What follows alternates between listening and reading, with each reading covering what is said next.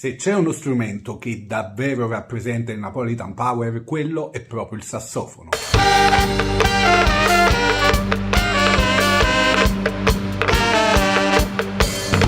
Perciò oggi ti parlo di 3 sassofonisti che hanno fatto la storia del Napoles Power. 3 sassofonisti più uno, perché ovviamente non si può fare un video sui sassofonisti senza citare il mitico James Senese, capostipite dei sassofonisti napoletani. Ne ho parlato io a lungo in una serie di video, andateveli a recuperare. Lui insomma è fuori lista, è il santino che sta lì a sorvegliarci tutti. Iniziamo questo elenco con Enzo Abitabile. Vivono sotto dalla Bucarest, si fanno collare in de busta, pagatati fece ancora un coppio pure, stanno azzeccati a schizzucci dei guaglioni. Sassofonista, compositore, ricercatore, ha esplorato la musica dal funk al soul fino alla world music, è la vera voce world di Napoli. Va anche ricordato che all'inizio della carriera di Pino Daniele lui è stato lì a dare dei consigli, datosi che aveva una formazione già più avanzata. Attivissimo tra live, concerti, solidarietà, insomma non potete non conoscerlo, Enzo Abitabile. La sua musica è davvero il ponte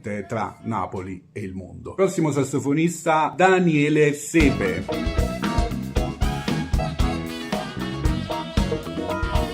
Colto, ironico, politico, fatto tantissimi dischi di tutti i generi musicali possibili, jazz, musica popolare, canzone, musica di protesta, musica sudamericana e quant'altro. Ultimamente alle prese con il progetto Capitan Capitone, dove raccoglie i suoni di appunto tutti i musicisti giovani e non napoletani. È una sorta di laboratorio costante, permanente. Infine, forse meno conosciuto ma non meno per importanza, abbiamo Robert Bob Fix.